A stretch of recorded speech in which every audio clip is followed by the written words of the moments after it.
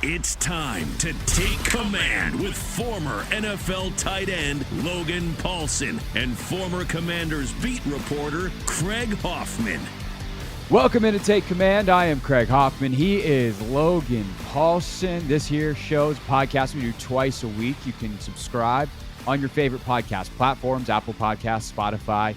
You can watch us on 1067 The Fan's YouTube page, and we are simulcasting today, Logan, on 1067 The Fan and the Team 980. You know, I play clips of the show all the time on the radio show, on the Hoffman Show every afternoon on the Team 980. But a full episode, real treat on the radio. Yeah, it's exciting, man. Good to get some more pub, and I know your show's been doing good, so nice to kind of have a collaborative event. Even though we collaborate all the time, but you know what I'm saying? Like, yeah, for sure. More official. Yes. We hope that everyone's having a great July 4th holiday weekend into your holiday week. And today on the show, we are going to do kind of part 2 of our divisional rankings. Last week, we did the offensive skill position groups, or actually all the offensive groups, which is funny. We call them skill positions, like offensive line isn't skilled. But we do all of the positional group rankings from like a confidence level throughout the entire division. If you want that, obviously go back in the podcast archive and check it out. But today we're going to do defense, Logan. We're going to start with the defensive tackles, hit the edge rushers, linebackers, safety, corner. So we're not just going 3 levels. We're going to break down the front fours and or I guess, does anyone play 3-4 in this? We're going to break down the front. The Giants do, yeah. Yeah, they're going to break down the fronts and break down the secondaries into their individual component parts. But we'll start with the defensive tackles. And obviously, this is an area of strength for Washington, but they are not alone in having excellent players at this position in the league. It shows the importance of a good interior offensive line because basically all 4 teams have really good players at this position.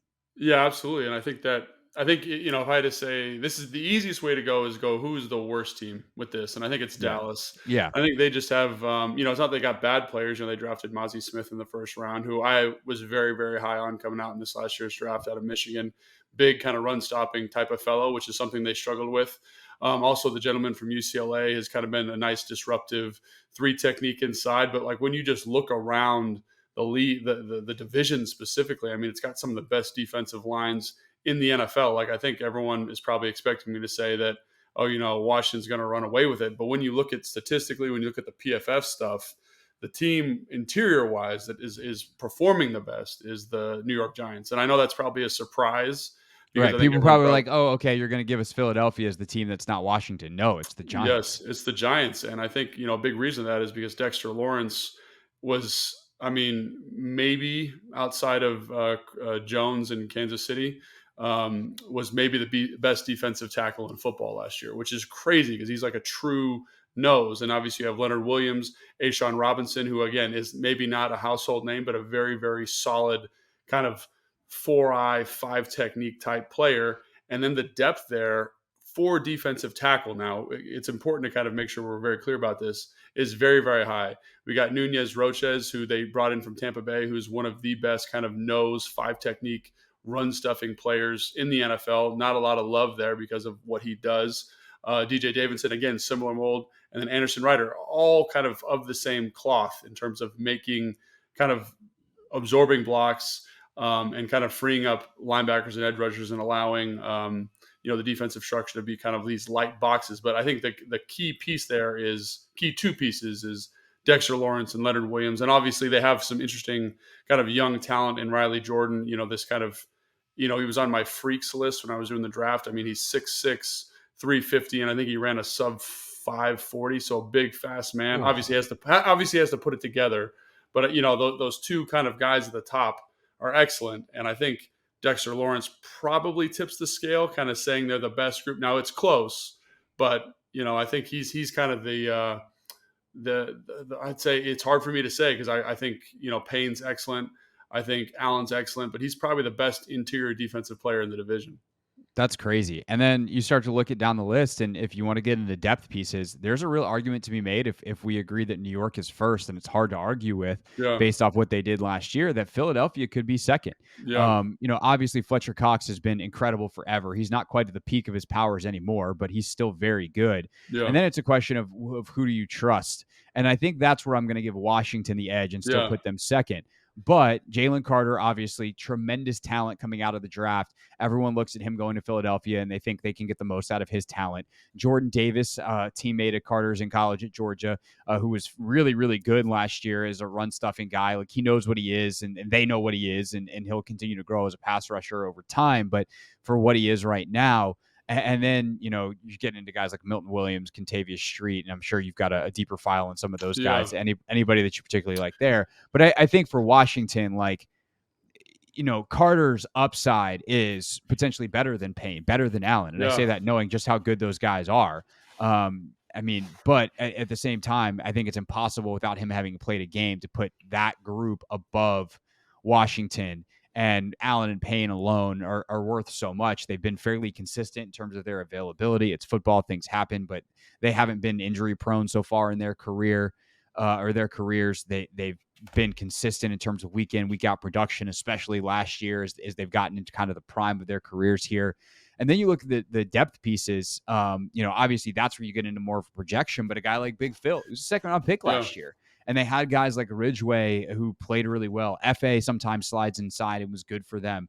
And then it's a matter of, does a guy like David Bada or Potoe, like, who Yeah. makes the team there becomes the question. But I think the consistency and the lack of needing to project, knowing what they are, keeps Payne and Allen and that Washington group second behind New York, at least in my opinion. That's what I would agree with. And I think, a little bit of it's kind of like to your point. Like, I look at the first two, and if the season started today, who would I rather have? And a Fletcher Cox, while, when I played, he was top 3 defensive player in the NFL. He was kind of right in that same conversation as JJ Watt. Really, really talented guy. And he's still good. He's still, like a very, very probably top 15 interior player, like good football player. But I think here in Washington, you're dealing with two guys who are definitively in the top 10, and I think that ability, the playmaking ability that those guys have, I think separates them. Now, you mentioned kind of the ace in the hole, the wild card there, which is Jalen Carter, and everyone thinks he's going to be a top 5 guy this year. And so to me, a top 15 guy and a top 5 guy does not outweigh necessarily what Washington has. And you mentioned the depth pieces. You mentioned the file on like Milton Williams. Like, he's a good player, but he is a kind of depth rotational guy with some pass rush upside. Jordan Davis, I think the potential's there, but I think when you look at him down to down last year, like, there were games where he was dominant against the run, absolutely dominant, but also, like, he was hurt a lot, and, like, that was a knock on him in college. Can he handle the higher snap counts? And when you look at the value there, for a first round pick compared to a guy like John Ridgeway, I think projects into kind of a similar run stuffing presence. So, like, in terms of, does he add a ton? I don't know. I think he's got more athletic, more pass rush upside, and it will take time to develop that. But right now, I think I'd say Washington probably 2 at defensive tackle, and then I think Philly, and then Dallas. So again, that could easily switch, like we talked about with our projections for the offensive guys. If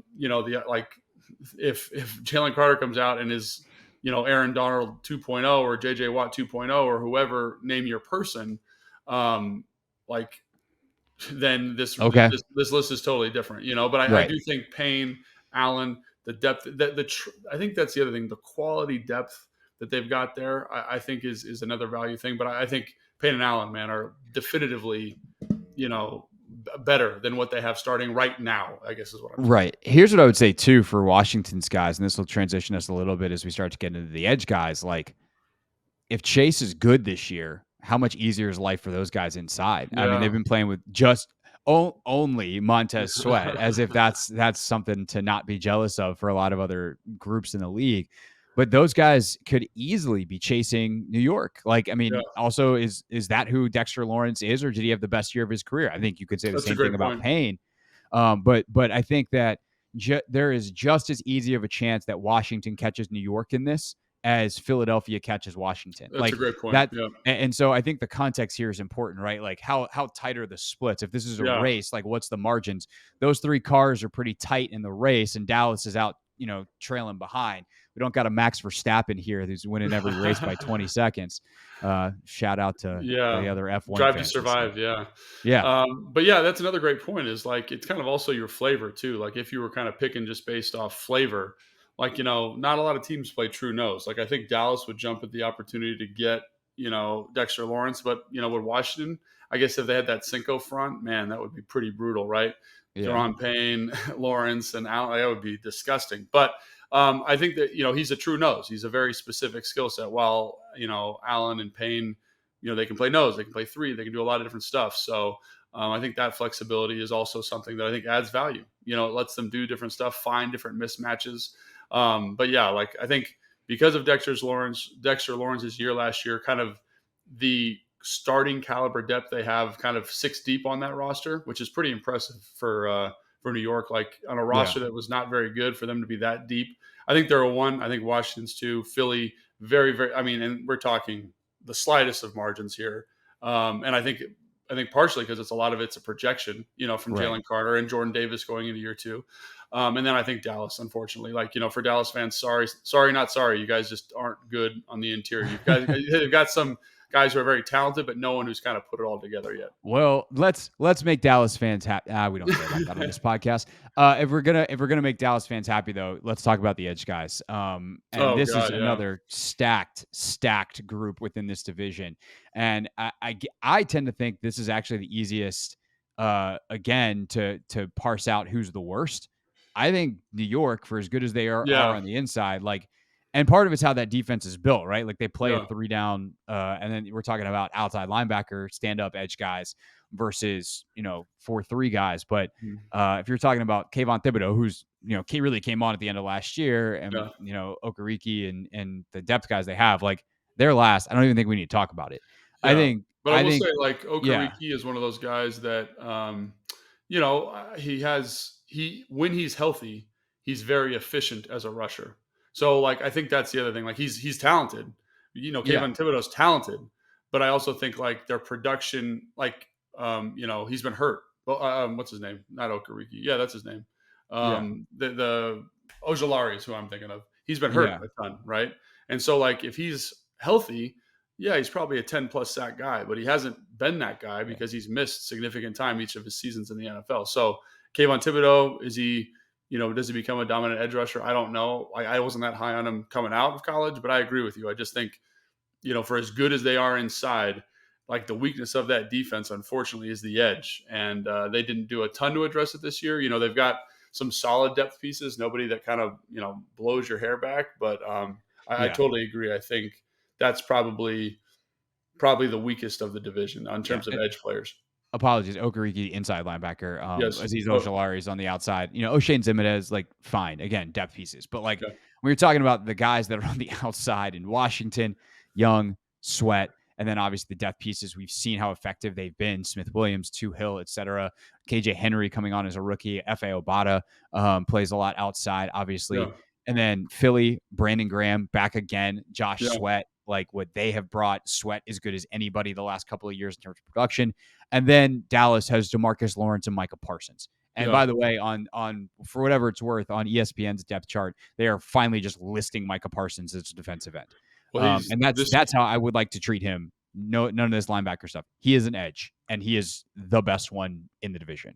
Yeah, and I think like that's a great point. And he is. I think he is the most talented one. But you didn't even mention Hassan Reddick for the Philadelphia Eagles, right? He's listed as a Sam linebacker because they run this like 25 under front where he's like technically a linebacker on the ball. Like we all know what he is. He's a pass rush specialist, right? And they also have Nolan Smith, who they drafted in the first round, coming in as an edge player there. He led the division in sacks, Hassan Reddick, last year. So, again, very, very productive as a pass rusher. Brandon Graham, I don't know how he keeps doing it. Just a bowling ball, power rusher guy, gets under your pads. And then Josh Sweat, who is one of the funnest kind of creative edge rushers, lots of diversity to his skill set. But I still think just like Dexter Lawrence was the crown jewel of the interior players by a small margin, obviously, I think Micah Parsons has to be your guy, and it's not that it's Micah Parsons in Dallas. It's not that it's Micah Parsons by himself. There's a ton of other good football players there, specifically DeMarcus Lawrence, who I think is such a tough player to play against. He's strong, he toughs, he plays every down like it's his last. Little bit of a down year last year, but I got a ton of respect for him. Sam Williams is another guy drafted in the second round last year. High pass rush upside. And then Dorrance Armstrong is a guy also high pass rush upside, but never quite gotten there, So I like their edge players quite a bit. I like their depth pieces. Vimy Fehoko is a guy that I loved coming out in this last year's draft. Violent, more of a run stopper, but good player. And then Dante Fowler Jr. is on their depth chart, and he is a Right. former first-round pick who had, I think he had 15 sacks 2 years ago with LA, so obviously has the ability. So when you look at that depth chart, it's like, man, like I don't know who contends really, and I think maybe you could say Philly if I you're. think Philly does. I think with Lawrence in his 30s, like I know last year was a down year and he plays hard and whatever, but like he's 31. And when you Yeah, have that down year, is that the start of the decline? And I would be concerned about that if I am Dallas. I agree with you. Parsons is the best guy, but what Reddick has done, what Sweat has done, like I think I Brandon would put Graham. Philly one with the depth because I do think it's Parsons and then a drop off to a bunch of other guys that are very good, but not quite as good as the collection of excellent guys that Philly has. I think I'd actually put Philly one. Yeah, and we forgot to mention Derek Barnett for Philly, also a former first-round guy who's We never literally quite. have too many guys to remember. Yeah, And we're looking at the depth chart. who's never actualized his ability, but is a good football player. And we talked about the depth pieces of Dallas. Like he fits in that kind of same depth kind of category for them. And I just think, Hassan Reddick was so good last year. Josh Sweat is so fun to watch as a rusher in terms of creativity. And then Brandon Graham, I don't know. Like it just depends on whether you think peak Micah Parsons is worth two of those guys. And after looking at it, I probably agree with you because he also forgot like Nolan Smith is a guy Right. who, again, I loved coming out. And I think he has tremendous ability to be kind of the next Hassan Reddick. He's like a little bit more explosive. He's so twitchy, so powerful. So I think Philly feels right. Do you go Dallas too here? That's what I'm questioning. So the big year for Fowler was all the way back in 2019. Like there's Yeah, 11 and a half sacks, and that was a long time ago. He it had was a long 6 time ago. last year in He's Dallas. He had 4.5 in Atlanta, and then 3 been in Atlanta. been very Like, inconsistent. yeah, I'm not. So on the depth charts that I saw, he's the third guy. There's right. a lot of No, guys ahead of him. So I'm not saying Dante Fowler is the guy that's going to change this for you. I just think they have a type. They have Micah Parsons. They have Demarcus Lawrence, who again very very good edge rushers. They have Armstrong, who is kind of a pass rush specialist. They have that kid Sam, who's also kind of a pass rush specialist. So in terms of type and depth, they just seem to have a kind of a stable of guys. I don't think who's the guy that left there last year, 2 years ago for Denver. Um, uh, you know, jeez. he I know was exactly what you're talking about, and I cannot think of his name from right now. from Nebraska. So leave a comment if you Oh, remember. yeah, Randy Gregory. Yeah, Randy Gregory. They haven't had that kind of three-headed monster for a couple of years. I think they're hoping Sam kind of fills in that role. But gosh, yeah. So I mean, I don't know, man. Like I see those three names or see those 4 or 5 names and think, man, they've got some really good depth pieces there. But are they better than Washington? And I think if I'm taking Micah Parsons, I'd probably take him over Sweat. I think Sweat's maybe the second best guy in that group. And then it's about Then Chase, really, Chase and yeah. Armstrong. Well, Like that's the thing. So or it Lawrence. is Chase Young going to approach Micah Parsons territory? Or are we talking about him even being better than Dexter Lawrence? Because so it really comes down to Chase. Demarcus Yeah, Lawrence. yeah. So if I think it's too hard to project Chase that positively right now. For that reason, I'll go Dallas as having, because one guy can also just wreck a game. And they've Yeah. got the best game record. So I think I'll go Dallas second. I can't believe I'm putting Washington third, but like again, talking about this being extremely close, I put Washington third and then New York fourth. Yeah, and I think it's kind of running into the same thing we ran into with Philly. Like, I think we're both hoping Chase becomes kind of this dominant edge player, right? Like I think that's the anticipation. But if you look at his last 2 years, he has not produce like that. So, you got to give it to the player that's been more consistent in terms of production. And as much as I like Casey Tuchel and James Smith-Williams and F.A. Obata, like they're not on the same level as Lawrence, and some of the other depth pieces there in Dallas from a pure pass rushing standpoint. Now, if Chase comes out and plays really well and is a 12, 11 sack guy and he's super consistent against the run, all that kind of stuff, this is a different conversation. But I do think I'd say I'd agree. I think Dallas has a slight edge at the moment, and it really depends on where Chase falls in terms of his development. Yeah. All right, when we get back, we'll hit the linebackers, then time to do the secondary here on Take Command.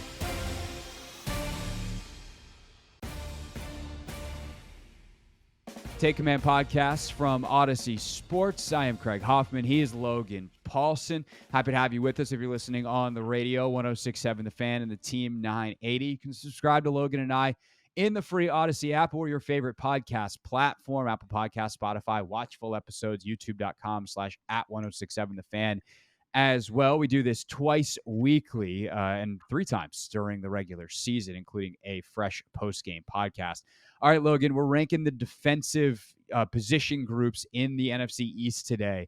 Next up, linebackers. This is an interesting one because we've talked about a lot on the podcast how de-emphasized the position has become. There are obviously some good ones, but this is a position I think where you're doing a lot of projection for a lot of players for these NFC East teams. Yeah, I totally agree, and I think I don't know, like it's really really challenging. So I'll just start with who I think is probably the best, and then we can kind of go off of there. And I think it's really the team that is the best. I think is really ironic because they have a really high value at defensive tackle and really high value at linebacker, which is our 2 positions kind of in the modern defensive tackles bucking this trend a little bit, but linebacker is not a position of tremendous value. Like Bobby Okereke is probably the best linebacker in the division, which is crazy to say. He had a 73.3 grade at PFF last year.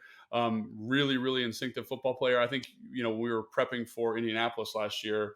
Did a great job, like really kind of jumped off the tape in terms of his production. And then you look at the rest of that team and you say to yourself, like, that position group, Jared Davis, solid player. Micah McFadden, I love his film, number 41 for them. Kind of reminds you a little bit of like a Will Compton, but like a little bit bigger, a little bit more physical. And then Darren Beavers is a guy that I liked a lot coming out of Cincinnati 2 years ago. More of an edge player, kind of a huge, hulking, 6'5", 255 type guy. But, in terms of athletic potential, I think, wow, like that's a pretty solid, consistent group right there. And then look around the division and it's like, who's competing with them? Is it Dallas? Like I'm a big fan of Van Der Esch. I think he's a good football player, but a little bit down. He's matched up there with Damian Clark. Maybe that's the second group. I think it's probably between Dallas and Washington. With Jamin, how he kind of played the second half of last year. Because I think the worst linebacker group, just because of who they've got at the position right now, and because of the lack of experience, is probably Philly. So like that's kind of my early thoughts on it. I'd like maybe we could flesh that out as we go here a little bit, Craig. But so Nakobe Dean's the guy in Philly, and he's super intriguing because he was awesome at Georgia. Now he's playing against literally a high caliber NFL offensive line or NFL defensive line in college. Like those guys were all first round picks, and I don't think I'm being hyperbolic. There might have been one guy who wasn't, but 3 or 4 of those guys are first round picks. Wyatt up Davis, in Green Bay, Davis. Two of them are going to line up in front of him in Philly. It's nuts what he was playing behind. But if he's good, and by the way, he's behind a very good defensive line in Philadelphia, then he might wind up being the best guy in the division. And part of the reason he fell in the draft was obviously you don't know what he is behind, when the talent's more equal, but also there were some real injury concerns there. If the injuries don't pop up, is he just really good? Maybe. We'll see. So I'll say this about him real quick, because like he's a guy that I think everyone recognizes his name, and it's like, oh, Nakobe Dean, he's going to be so good, so good. Like when you so in terms of football IQ, very high football IQ, love it, which is very very valuable at the position. And the more you watch linebackers, the more you realize like you need that kind of instinct to carry you, right? But not a great athlete, which is again another quality that is becoming more and more common at the position, and also didn't do a ton of diverse stuff. So what I mean by that is like he was predominantly a blitzer, right? And usually when you're blitzing somebody, you're trying to hide them in coverage a little bit. Now he's a great blitzer, but to me, when I look at him, I say like, how does he project from a coverage standpoint? Because that's again, I mentioned Okereke, and one of the things he does really well, he's excellent in coverage, right? Where Jamin improved was in coverage. Where like the elite linebackers in the league, whoever it is, Warner. Name a guy, Levante David, like they are great coverage players. And so, or they're the best coverage players at the position. Right. And so I look at Nakobe Dean, I say, he's great tackler, good at taking on blocks, but they really, really at Georgia, really tried to insulate him in coverage. And the fact that he's not an excellent athlete makes me a little bit dubious about how he transitions in that role. So Yeah. again, that's another reason why, like, again, I like him as a football player. I like his instincts that can cover up a lot of the athletic stuff, but it's not like Nakobe Dean's going to come in and just be amazing from jump. I think that's important for people to understand with regards to him. Yeah. All right. So let's put Philly fourth. You like New And York? it's not just because of him. It's because of the guy they brought in. Well, he's the best one they got. Yeah, Moro Nicholas is a guy that's kind of a converted safety, been in the league for a couple years. Fine football player, but kind of in that, to give you some context, in that 50 grade, when it comes to PFF stuff, which is, a little bit under a starter. They're probably, they lost Edwards last year. He was the best linebacker that they had, quite frankly. You lose him, Yeah. you kind of say to yourself, like, who's this guy? And one of the reasons when you keep all these superstars around is you got to make budget cuts someplace else. And it appears they've made that budget cut at linebacker a little bit. Yeah. So talking about bringing a guy in, you don't know exactly what he's going to be. That's kind of where we're at in Washington with Cody Barton. Yeah. So they bring in Barton to play next to Jamin. I am a Jamin Davis believer. I've come full circle on this. I look at how he's progressed. I look at what he was last year. I look at how he responded to the specific types of coaching that he got. And I look at what he gets to play behind, and I go, that dude could be pretty freaking good. I think that there's a 30, 40, 50% chance that we come out of this year going, Jamin Davis is the best linebacker in this division, which is a coup for Washington because you spent a first-round pick on a linebacker. That's exactly why you are doing that. If he's not, that's in some ways a problem, but he better at least be close. Barton is an unknown, but you got a couple of those guys where you go, I don't know, maybe Khaleke Hudson, Barton, David Mayo's always like puts a bit of a floor underneath you where there's only so bad you're going to be if he's got to get out there and play. I think with Dallas, Van Der Esch is definitely taken a step back, and he's still probably their best guy. Like Damone Clark's not doing a lot for you. Malik Jefferson, Devin Harper, and by the way, that's all they've got on the I guess Jabril Cox and DeMarvion Overshown. But like they don't go real deep at linebacker on the depth chart and how they've built their roster. You can tell that it's not an emphasis for them. Yeah, and it's also like we're gonna get to this in a minute, but like safeties, like teams with good safeties don't have good linebackers. Dallas has excellent linebackers. Washington has excellent safeties. Excellent safeties. Yeah. Yes, Dallas has excellent safeties. Washington has excellent safeties.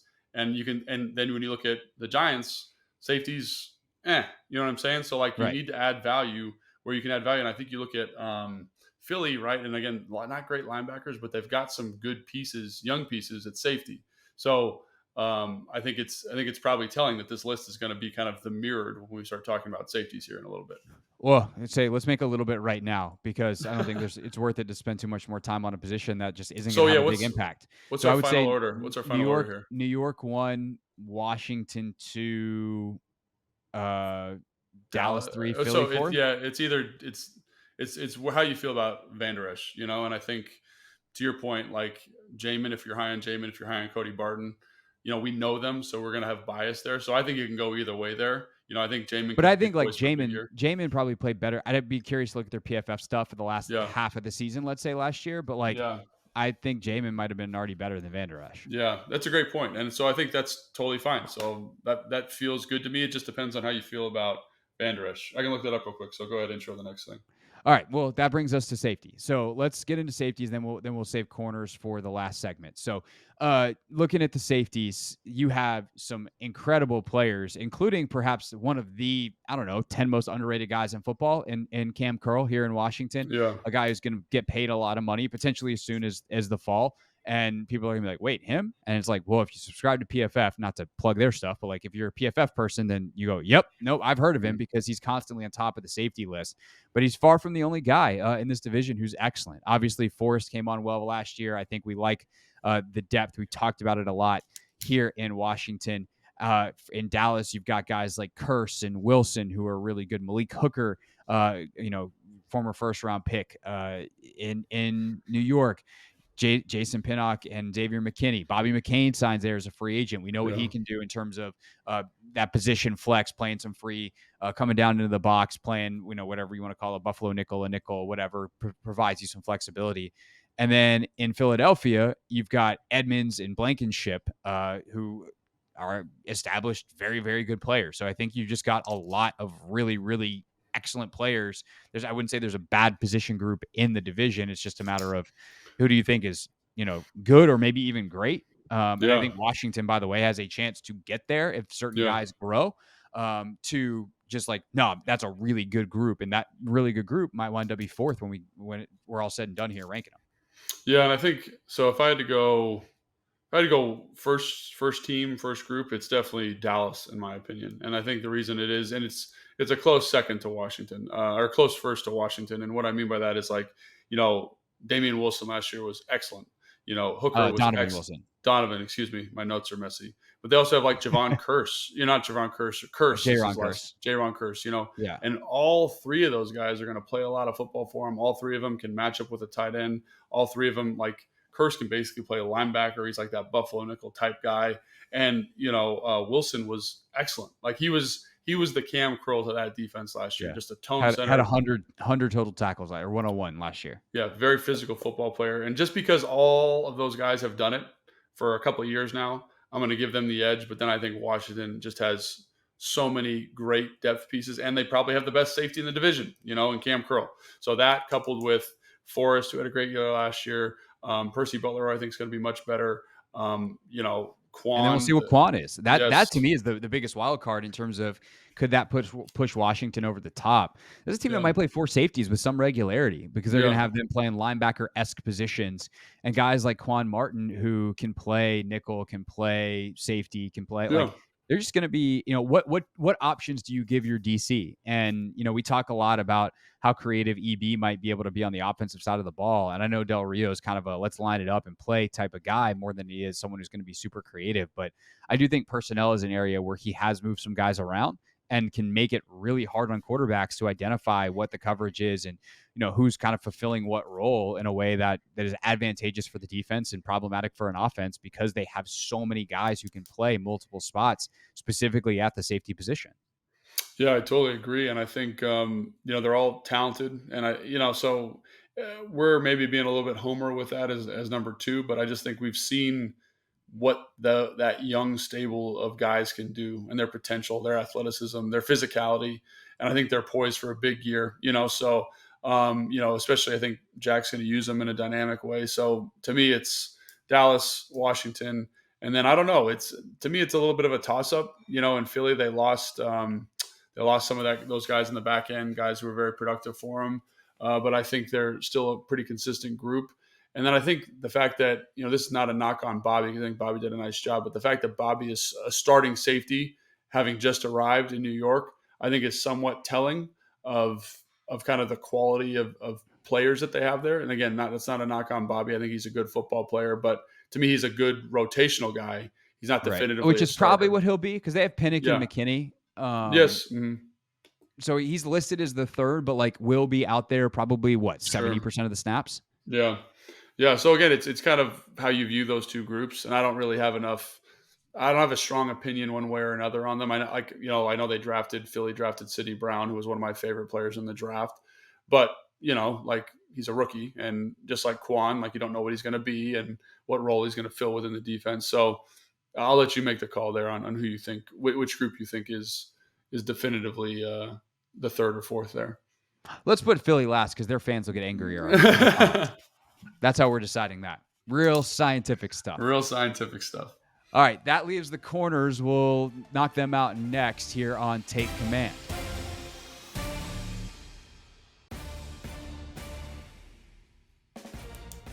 Take Command. I'm Craig Hoffman. He is Logan Paulson. The podcast twice weekly. Subscribe wherever you get your podcasts. And we are live on the radio today as well. 106.7 The Fan and the Team 980. Thanks for checking us out on your radio or the Odyssey app. By the way, you can also subscribe to the podcast on the Odyssey app. You know that, Logan? I didn't know that. Actually, we've talked about that before, so I did know that. I was about to say, that means you don't pay attention to me ever when I talk about where you can get this show, but that's fine. If you want to watch us, you can, youtube.com/@1067 The Fan. I also post up highlights on my channel at Craig Hoffman. All right.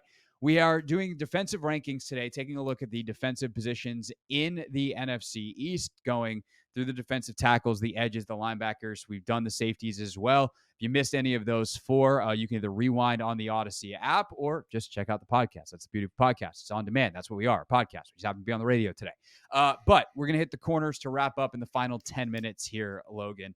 And this is another position where there is a ton of talent. And I Yeah. think some of the best players on the defensive side in the division actually reside at this position. And that is both established guys and guys who could break out, including obviously the first round pick here in Washington. Yeah, and this is a really tough group because you got guys kind of there's two types here, right? Guys that are really established that have like a long track record of being successful, and obviously you have two first round picks coming into the division, Deontay Banks and obviously Emmanuel Forbes. Yep. So Banks is up in New York, obviously. So I look at this and I say to myself, like, I guess if again today, yeah, I have to say today, which is the day before July or whatever, like who it's going to be, and no one's played any meaningful football from those young guys, I think I'm going to just lean older guys ever so slightly. And I if would that's too. the case, I'm going to go Philly 1. I think Dallas 2. Gilmore and Diggs are really a talented duo. I think Gilmore hopefully will kind of chill Diggs out a little bit if you're a Dallas fan, and kind of again, one of the things that Diggs brings is that tremendous turnover ability, but also take a little bit of that gambler out and kind of make him make some educated guesses there. So I think I'd probably go 2 there. And then it's tough, man. Like it's because really I'd probably go Washington 3 I think I because would I too. think they have Benjamin St. Just obviously is a starting caliber corner. Fuller's a starting caliber corner. And I think when you look at the Giants, for example, they have Adoree Jackson who has been a little inconsistent the past 2 years, injuries and things like that. But couple that, Basically, his whole career has been yes, inconsistency. and very talented, obviously, when he's healthy.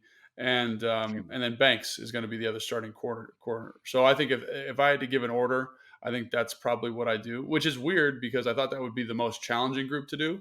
But actually, some of the like the edge rusher was probably more challenging. Linebackers was tough just because there's not like this definitive body of work with those groups. Here, it's like, yeah, the corners in Dallas have been super productive. The corners in Philly have been very productive. And then obviously the two remaining groups are Washington and New Yeah, York. I think I go Philly first because of Yeah.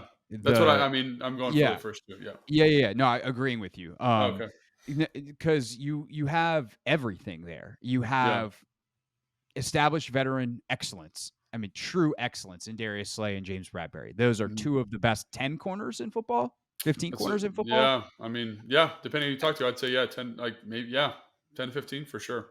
Avonte Maddox, when healthy, is as Excellent good as football it gets in player. the nickel. And I then you've forgot got about him. some high upside guys like Greedy Williams, former high draft pick. Does he get Yeah. to learn from guys like Slay and Reddick and develop into what people thought he could be coming out of LSU? And Keely Ringo was thought to be when he got to Georgia as a freshman, like this dude's a future top 10 pick. He winds up sliding way down for legitimate reasons. His Yeah. play did not, hold up of that over time. But again, this is kind of why everyone freaked out with Philly around the draft. Everyone looked at the guys they took and said, those are super talented players who needed to go to the right place so that they could develop. And then they land in Philadelphia, where there's all this veteran leadership, where there's all this culture, where there's all this everything you could possibly want to incubate talent. And, we're doing Yeah. this for this year, but like if all of a sudden next year Slay or at least one of them is gone, which I think is very likely based off cap stuff.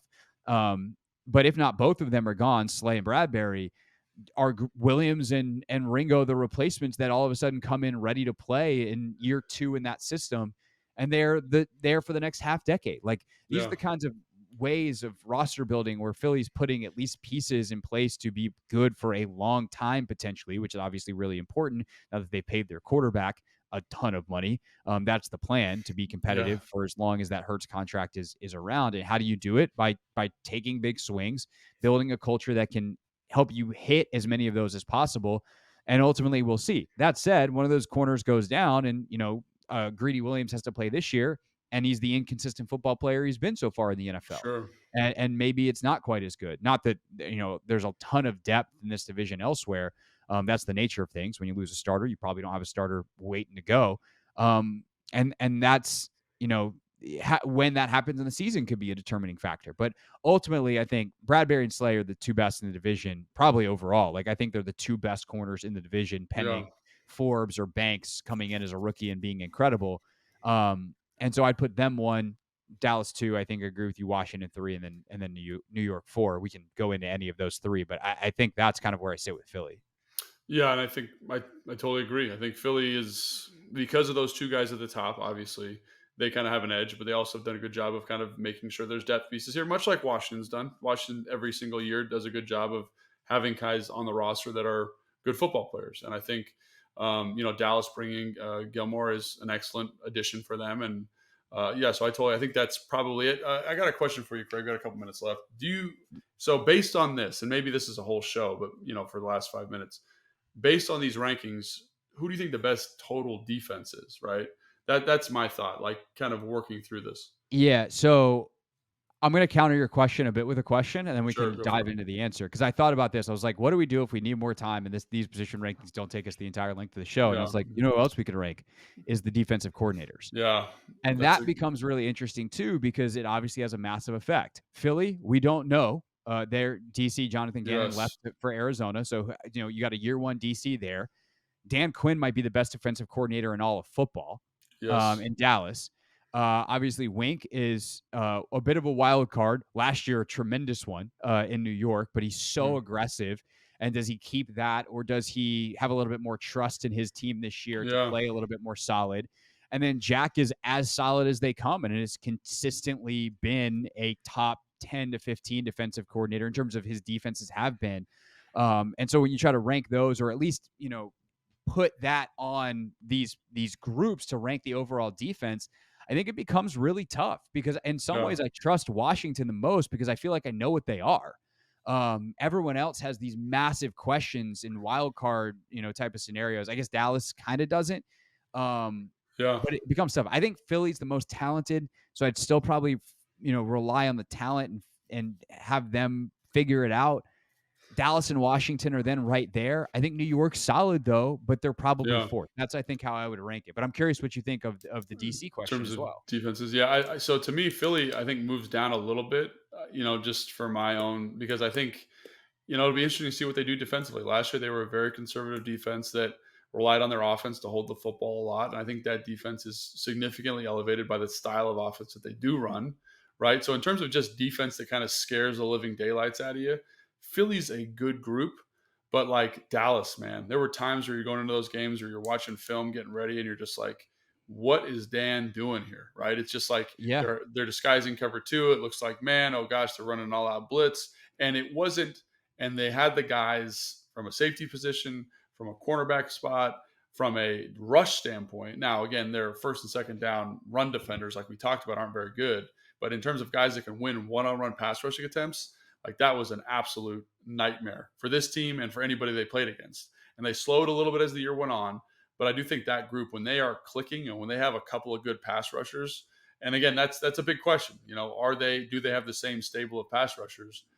That's a pretty dangerous group. And then Wink last year did an excellent job. And I think adding two, because Adoree gets healthy, Deontay Banks probably the best pure man guy in the class in terms of draft. You say to yourself, like, now we can really rely on some of those pressure heavy schemes, get Dexter Lawrence in more one-on-one situations. It's a scary group, but I'd probably say for me right now, it's probably excluding Washington, and I'll add them in here in a second, but it's probably Dallas, and then it's a close between Philly because the coordinator thing for me, that's like the Yeah. coordinator thing is And a like big Sean part. Desai's very highly thought of. Yeah, The new guy coming in Philly, but just like haven't seen it. I think it's fascinating, Logan, because I'm staring at the notes, and it's like defensive tackles, we didn't put Dallas first. Edges, we Yeah, didn't put Dallas first. Linebackers, safeties, corners, yeah, they're not first in any of these, but right. it shows you the impact of like what it means to take, second and third in basically all of those and make it a cohesive unit. And Yeah, that's what Quinn does better than anyone else in this division. And so I think Desai's good, but he hasn't done it, and he hasn't done it with this unit. yeah, We have some massive question marks in Washington, obviously, in terms of Chase and his impact, positively or negatively. yeah, And then, you know, New York is probably the least talented in the division, but it's not by a lot, and right. they're a bit of a wild card in how they organize things. Yeah, I think so too. In terms of the defensive structure, like they are gambling every single time they're out there. So much pressure, really high stakes, and now you've got some players that are better at doing that. So does that elevate that group in the back end? I don't know. But yeah, I think it's probably, again, because the coordinator, it's probably Dan. And then I think, Washington's in the mix. But to me, the big cog there is Chase, because if Chase develops, if it's not Chase, it's the development at key spots. It's the development of Forbes.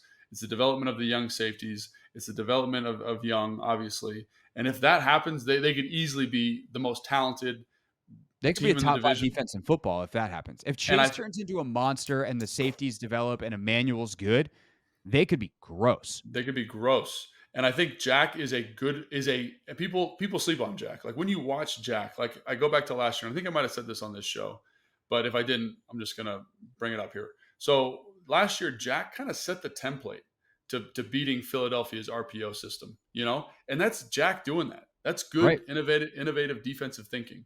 And so it's not like Jack is just out there, like playing football back when he, like in leather helmets. He's like thinking innovatively about football, how to put his guys in good positions to be successful. And I just think, to me, the question with this defense, and probably because we know it really well, is we're relying on a little bit of development at a lot of spots that could take them from a top 15 group to a top 5 group. And I think that's the big thing here. And it's the same thing with Philly, quite honestly, right?